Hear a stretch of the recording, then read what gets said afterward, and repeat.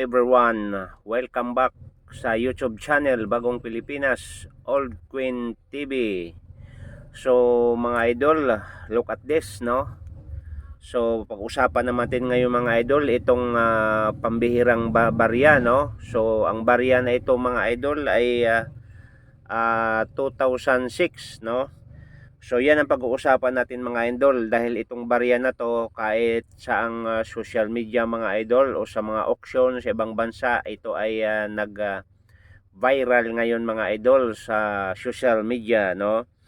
2006 Euro Italy Queen's defect, no? Rare, how much mga idol? Yan ang pag-uusapan natin kung magkano ang presyo.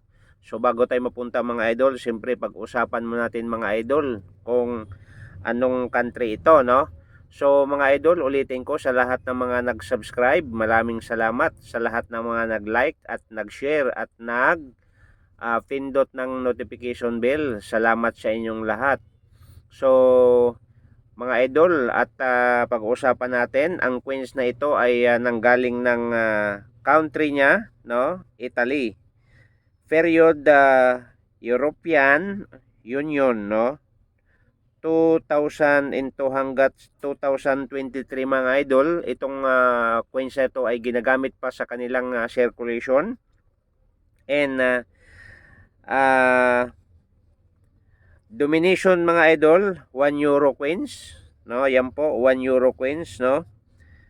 Okay, so ang kanyang currency mga idol ay ganun pa rin, 1 euro, and year po niya ay 2006 ang kanyang year, no? Yan po. At ang kanyang composition mga idol, copper, nickels, plated nickels, no? So center nickel brass ring, no? So ang kanyang timbang mga idol o ang kanyang bigat ay 7.5 grams at ang kanyang diameter 23.25 mm, ang kanyang thickness 20 to 33 mm, and mintage mga idol is 107,900,000 po ang mintage nito.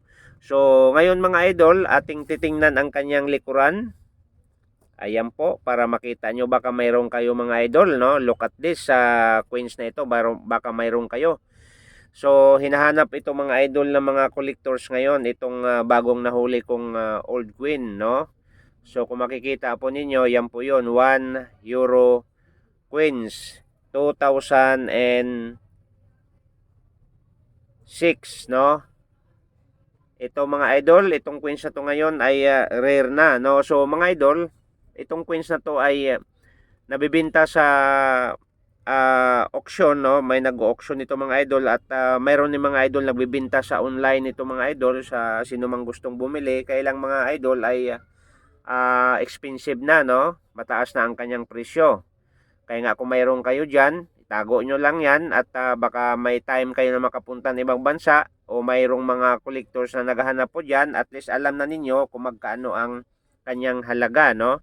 Ang halaga mga idol nito, no, sa euro nila, sa pera nila, sa binibili sa online mga idol ay 750 euro. May 460 euro, may 350 euro, may 60 euro. Pero mga idol, pagdating sa auction, no, sa ibang bansa, ang kanyang auction mga idol, medyo mataas-taas mga idol, dahil kung dollars ang pinag-uusapan mga idol dito, $1,000 to $1,338 mga idol ang kanyang price, no? So kaya nga maganda mga idol, no? Isang investment po ito, no? Itong larawan ng nakalagay dito mga idol, kung makikita nyo, parang larawan po ni Hesukristo nung siya ay pinako sa cross, pero hindi po yan mga idol, no? Yan po ang kanyang symbolize ng logo mga idol sa kanyang likuran, no? So andyan yung date, no? Andyan yung dalawang tao nagtalikuran, yung dalawang mga idol at nakadipa, at makikita nyo mga idol dito sa kanyang tagiliran ay may nakalagay na puro mga star. So tandaan mga idol, itong Queens na to ay nanggaling ng Italy, no? Okay, so mahal na 'to mga idol. Kung mayroon kayo nito, itago mo na. So ulitin ko, maraming salamat no sa panood sa ating YouTube channel Bagong Pilipinas Old Queen TV. So thank you so much and see you the next video. Abangan ninyo mga idol at huwag kalimutan pa-like, pa-share, pa-subscribe at pakipindot ang notification bell. So maraming salamat and welcome. See you next video mga idol.